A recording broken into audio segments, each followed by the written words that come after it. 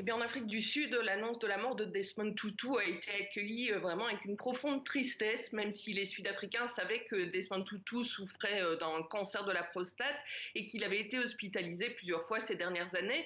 Il s'était retiré de la vie publique, mais il jouissait toujours vraiment d'énormément de respect et de sympathie ici en Afrique du Sud et ailleurs dans le monde. Donc depuis ce matin, de nombreux hommages lui sont rendus sur les réseaux sociaux notamment. Le président Cyril Ramaphosa a déclaré que le décès de l'ancien archevêque, je cite, est un nouveau chapitre de deuil dans l'adieu de notre nation à une génération de Sud-Africains exceptionnels qui nous ont légué une Afrique du Sud libérée. L'actuel archevêque du Cap, Thabo Makgoba, a quant à lui évoqué la force morale de Desmond Tutu et son empathie.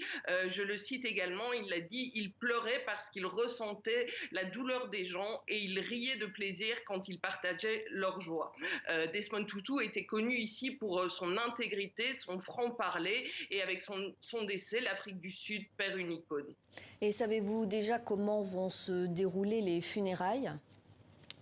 Alors, donc les funérailles auront lieu dans la ville du Cap, où vivait Desmond Tutu.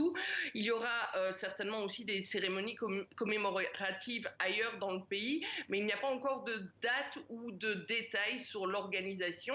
C'est l'église anglicane qui va planifier ces funérailles en collaboration avec le gouvernement sud-africain et la ville du Cap. On peut s'attendre à des funérailles nationales, mais elles ne seront peut-être pas ouvertes au public parce que des mesures de restriction liées à la pandémie de Covid-19 sont encore en place en Afrique du Sud et il est très probable que le gouvernement préférera éviter un grand rassemblement lors de ces funérailles. Merci Patricia Huon depuis Johannesburg.